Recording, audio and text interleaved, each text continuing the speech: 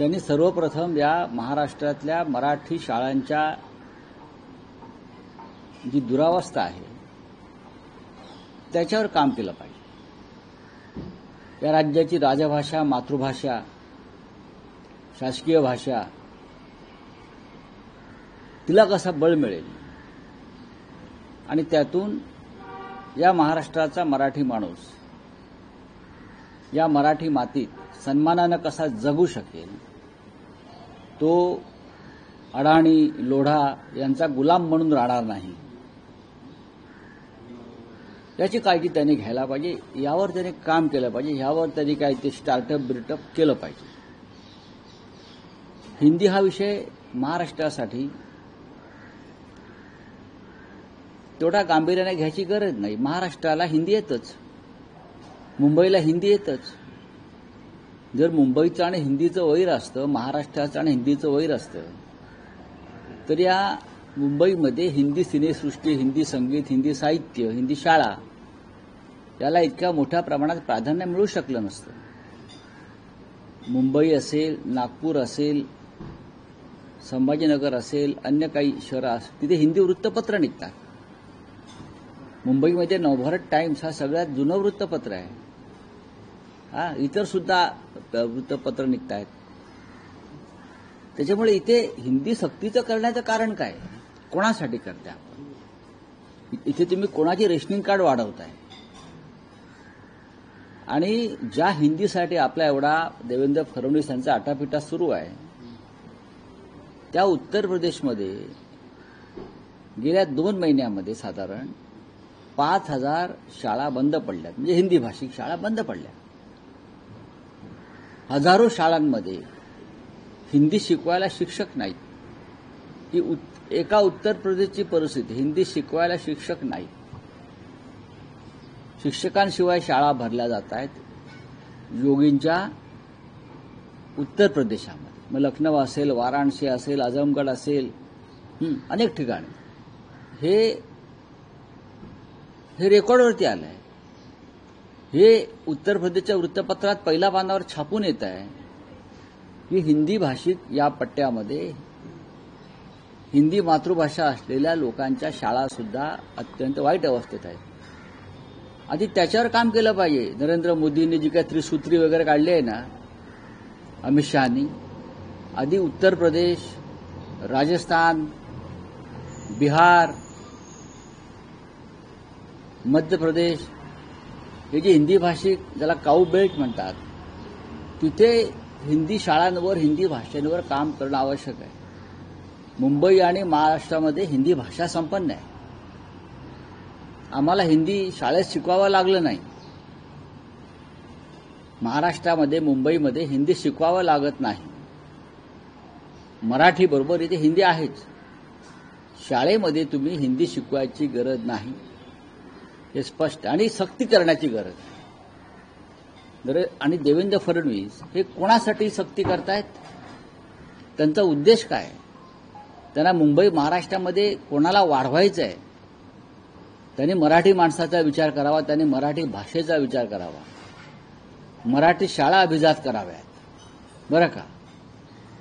पण त्यांचं काहीतरी वेगळ्याच दिशेने सुरू आहे। गुजरातमध्ये, म्हणजे यांचं जे हेडक्वार्टर आहे भारतीय जनता पक्षाचं, गुजरात, किंवा एकनाथ शिंदेचं हेडक्वार्टर गुजरात, तिथे हिंदी सक्तीची केली नाहीये महाशय। आणि स्वतःला शिवसेना म्हणून तिथे मांडीला लावून बसतायत ना। आम्हीच खरी शिवसेना बाळासाहेब ठाकरेंची। विचारा प्रश्न देवेंद्र फडणवीसना व नरेंद्र मोदींना, दाखवा हिंमत की गुजरातमध्ये हिंदी सक्तीची का केली नाही आणि मुंबई, महाराष्ट्रावर आमच्या हिंदी का लादताय, हे विचारण्याची हिंमत एकनाथ शिंदे आणि त्यांच्या बगलबच्च्यांमध्ये आहे का? आहे का? कसल्या बैठका घेताय? काल म्हणे एक बैठक झाली। अरे बैठका कसल्या घेताय हिंदीवर? एक आदेश काढा आणि संपून टाका विषय। बैठका घेत सुटले आहेत, वातावरण बिघडवत आहेत, बैठका घेतात। ही आज एक बैठक, मग ह्या नेत्याला भेटणार, त्याच्याबरोबर बैठक हिंदीवर, मग त्या 4 नेत्यांना बोलणार, त्याच्याबरोबर बैठक। तुम्हाला काय दाखवायचं आहे? महाराष्ट्रात मराठी भाषेची तुम्ही जास्त अवहेलना करताय अशा बैठका घेऊन। आतापर्यंत मराठी भाषेसाठी, मराठी माणसासाठी एकतरी बैठक तुम्ही घेतलीत का देवेंद्र फडणवीस आणि एकनाथ शिंदे? सांगा ना मला. आतापर्यंत मराठी भाषा, मराठी माणूस, मराठी स्वाभिमान, मराठीवरील अन्याय ह्याच्यावरती एक तरी बैठक या राज्याच्या मुख्यमंत्र्यांनी घेतली असेल तर दाखवावं. एकनाथ शिंदेनी बैठक घेतली असेल तर दाखवावं. पण हिंदीसाठी बैठका सुरू आहे, चर्चा सुरू आहे, गुप्त बैठका सुरू आहेत. या त्या नेत्यांना बोलून बैठका सुरू आहेत. राजकारण करताय मुंबई महानगरपालिकेचं. इकडल्या हिंदी भाषिकांना चिथावताय तुम्ही. काय करताय तुम्ही? कोणासाठी करताय तुम्ही? महाराष्ट्राच्या शत्रूसारखं वागू नका देवेंद्र फडणवीस, एकनाथ शिंदे. तुम्ही शत्रूच आहात महाराष्ट्राचे. साहित्यिकांशी चर्चा केल्यानंतर अंतिम निर्णय घेतला. साहित्यिकांशी चर्चा करण्याची गरज नाही. किती साहित्यिक आले छाती पुढे काढून? साहित्यिकांशी चर्चा करण्याचं कारण काय आहे? हिंदी भाषेसंदर्भात कोण साहित्यिक? मला 10 नावं सांगा. देवेंद्र फडणवीस यांना 10 साहित्यिकांची नावं माहिती आहेत का? कोण साहित्यिक? एकनाथ शिंदेना 5 साहित्यिक माहिती आहेत का? साहित्यिकांना जर मराठी भाषेसंदर्भात एवढी चिंता असती तर जो दबाव चाललाय हिंदी भाषेचा, हिंदी भाषेचा, जी लादली जाते आहे त्याच्यावरती साहित्यिक इतक्याला उठले असते. जसा प्रकाश राज तिथे उठलेला आहे कलाकार. कुठे आहेत नाना पाटेकर? कुठे आहेत प्रशांत दामले? कुठे आहेत माधुरी दीक्षित? कुठे आहेत आमचे सगळे मराठी क्रिकेटपटू? मराठी माणसाने तुमच्यासाठी टाळ्या वाजवायच्या, तुम्हाला खांद्यावर घेऊन नाचायचे. पण मराठीवरती असे हल्ले होत असताना तुम्ही गप्पाच सगळे ना. साहित्यिकांचं आम्हाला सांगू नका फडणवीसजी, आम्हाला माहिती आहेत. हे सगळे 90% लोक हे जे लाभार्थी आणि पुरस्कार प्राप्त आहेत ते तुमचे लाचार आहेत. इंटरनॅशनल स्कूल आहे, त्याच्यासाठी हा फायदा होईल का येणाऱ्या काळात? नक्कीच. या सगळ्यांची मुलं परदेशात शिकतायत, परदेशात शिकून आलेली आहेत. त्यांचा ना मराठी भाषेचा गंध आहे, त्यांना ना हिंदीचा गंध आहे. सगळे भारतीय जनता पक्षामध्ये असलेले सगळे प्रमुख नेते दिल्लीपासून या मुंबई महाराष्ट्रापर्यंत सगळे विदेशी शाळांमध्ये शिकतायत. इंटरनॅशनल स्कूलला त्यांची नातवंड शिकतायत. मी अभिमानाने सांगू शकतो माझ्या मुली मराठी शाळेत शिकल्या, पालिकेच्या, अनुदानी किंवा विना अनुदानी. मी सांगू शकतो, मला अधिकार आहे बोलण्याचा. आमची मुलं मराठी शाळेमध्ये शिकली आहेत आणि हट्टानं आम्ही टाकलेली आहे. तुमची आहेत का? किती मंत्र्यांची मुलं आणि भाजपवाल्यांची मुलं यादी काढा. त्याच्यामुळे मला हे बोलण्याचा अधिकार. साहित्यिकांची मुलं इंग्लिश शिकतायत, तुम्ही काय त्यांच्या बैठका घेताय? म्हणजे तुम्ही साहित्यिक वगैरे म्हणताय ना, त्यांची मुलं आणि नातवंड इंग्रजी शाळेमध्ये आहेत हो, किंवा इंटरनॅशनल स्कूल आणि परदेशात आहेत. आम्हाला शिकवू नका. बैठका घ्यायची गरजच नाहीये. हे बैठकाचे गुराळ चाललाय ना, हाच मराठीचा अपमान आहे. तुम्ही मराठी भाषेसंदर्भात कोणाशी बैठका घेताय?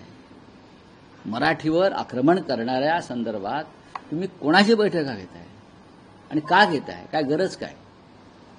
साहेब, मनसेचे नेते प्रकाश महाजन म्हणाले की जर आता युती झाली नाही तर मराठी माणूस दोघांनाही माफ करणार नाही. आणि संजय राऊत हे सिनियर नेते आहेत. या अगोदर ठाकरेंच्या भेटीला बाळा लांबगावकर गेले होते. राज ठाकरेंना भेटण्यासाठी असं कोण आलेलं आहे? योग्य वेळी निर्णय होतील एवढंच मी सांगेन. राजकारणामध्ये एक योग्य वेळ येते आणि त्या वेळेला सगळ्या गोष्टी होत असतात. अमेरिका को घुटने पे ला दिया, अमेरिका ने सीज फायर करा, किस तरीके से देखते हो? देखिए, बात ऐसी है भाई, ईरान ने, इजराइल हो, अमेरिका हो, मैं ये नहीं कहूंगा कि किसको घुटने पे लाया है, लेकिन एक देश का और राष्ट्र का अभिमान और स्वाभिमान और हिम्मत क्या होती है, जिगर क्या होती है, ये जरूर ईरान ने दिखाया है. ईरान एक ऐसा राष्ट्र है जो हमेशा भारत देश से इमोशनली जुड़ा हुआ राष्ट्र है. चाहे यूनो हो, चाहे और अंतर्राष्ट्रीय मंच पर ईरान हमेशा हिंदुस्तान के साथ, जब भी हिंदुस्तान संकट में आया तो हिंदुस्तान के साथ खड़ा रहा है. ये भूलना नहीं चाहिए. चाहे कश्मीर का इश्यू हो, चाहे पाकिस्तान का हो, ईरान हमारे साथ रहा है.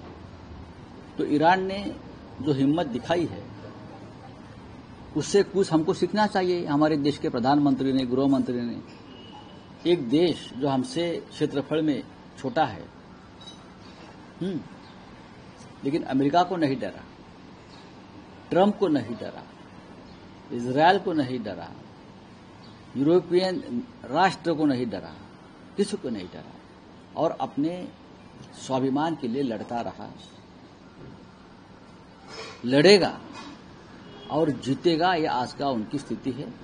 तो ऐसे देशों के साथ हम भी इमोशनली, हमारा देश भी हमेशा जुड़ा हुआ है। तो भारत सरकार यही चीज आपको- डेफिनेटली लेनी चाहिए, घुटने नहीं टेकने चाहिए ना। जब पाकिस्तान के साथ हमारे आर्मी लड़ रही थी और जीतने के कगार पर थी, जैसे हम टीवी पे देख रहे थे, कराची, इस्लामाबाद, लाहौर, हाँ, ये सब चल रहा था जीतने के बाद, तो पीछे क्यों हटे?